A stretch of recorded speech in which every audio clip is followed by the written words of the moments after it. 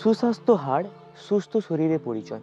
কিন্তু বর্তমান সমাজে মানুষের 30 থেকে 40 বছর হলেই তাদের শরীরে হাড়ের দুর্বলতা চলে আসে, হাড়ের ক্ষমতাটা অনেকটাই কমে আসে, যার কারণে তখন আমরা ছুটে যাই ডাক্তারের কাছে।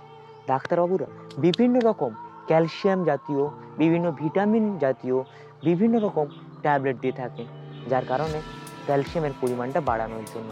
কিন্তু আমরা অনেকেই জানি না যে শুধুমাত্র ঔষধের থেকে আমরা যদি আমাদের নর্মাল প্রতিনিয়ত যে খাবারটা খেয়ে থাকি, ওই খাবারের তালিকা যদি সঠিক রাখি, ওইখান থেকেও আমাদের ক্যালসিয়ামের যে অভাবটা সেটাও অনেকটা পূরণ করা যায়।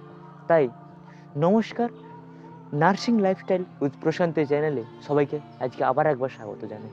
আজকের আলোচ্য বিষয়, কোনো রকম ঔষধ ছাড়া হাড়কে কিভাবে সুস্থ রাখা যায়, তাই তো?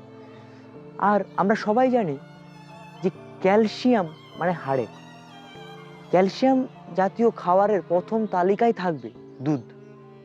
দুধের মধ্যে প্রচুর পরিমাণে ক্যালসিয়াম থাকে, তাই আপনার খাদ্য তালিকায় সর্বপ্রথম এবং হেডলাইট হিসেবে থাকবে দুধ। তাই আপনাকে প্রচুর পরিমাণে দুধ জাতীয় খাবার খেতে হবে, মাখন, ঘি, পনির, আরও বিভিন্ন রকম। অর্থাৎ আপনি যত দুধ জাতীয় খাবার খাবেন আপনার ক্যালসিয়ামের পরিমাণটাও বাড়বে। শুধুমাত্র দুধে নয়, কোনো কিছু তো আর একটা আধটা খাবারের দ্বারা সমস্ত কিছু সঠিক হয় না। তেমনই শুধুমাত্র দুধে যদি আমার ক্যালসিয়াম অনেকটা বাড়বে না, তার পাশাপাশি আমাকে বিভিন্ন রকম গ্রিন ভেজিটেবল, যাকে বাংলায় বলা হয় শাকসবজি, শাকসবজির মধ্যে প্রচুর পরিমাণে ক্যালসিয়াম থাকে।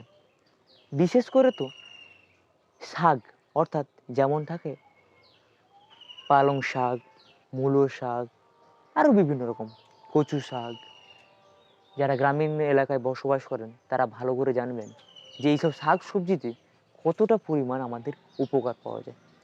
তার পাশাপাশি বিভিন্ন রকম যত পরিমাণে গ্রিন ভেজিটেবল শাক সবজি আছে, সেখান থেকেও অনেকটাই আমাদের ক্যালসিয়ামের পরিমাণ বাড়তে থাকে। এবার আসি রসুনের কথা। রসুনের মধ্যে একটি ফিব্রিক জাতীয় অ্যাসিড থাকে, যা আমাদের শরীরে ক্যালসিয়ামের পরিমাণ অনেকটাই ভালো রাখে, বাড়িয়ে রাখে এবং আমাদের শরীরকে অনেকটাই উত্তেজিত এবং সুস্থ রাখে। বর্তমান সমাজে বলেছি আগেও যে 30 থেকে 40 হলে মানুষের কোমরে ব্যথা, মেরুদণ্ডে ব্যথা, সিদ্ধাড়ে ব্যথা, বিভিন্ন রকম হাড়ে জয়েন্টে ব্যথা থাকে।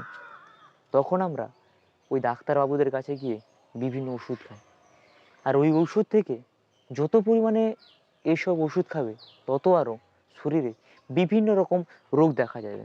তাই ওষুধের থেকে দূরের থেকে আপনারা যদি এইরকম দুধ আর দুধ জাতীয় প্লাস তার পাশাপাশি যদি আপনারা শাক সবজি খেয়ে থাকেন, তাহলে আপনি আরও বেশি উপকার পাবেন। তাই ভালো থাকবেন, সুস্থ থাকবেন এবং এই চ্যানেলটিকে অবশ্যই সাবস্ক্রাইব করে থাকবেন। নমস্কার।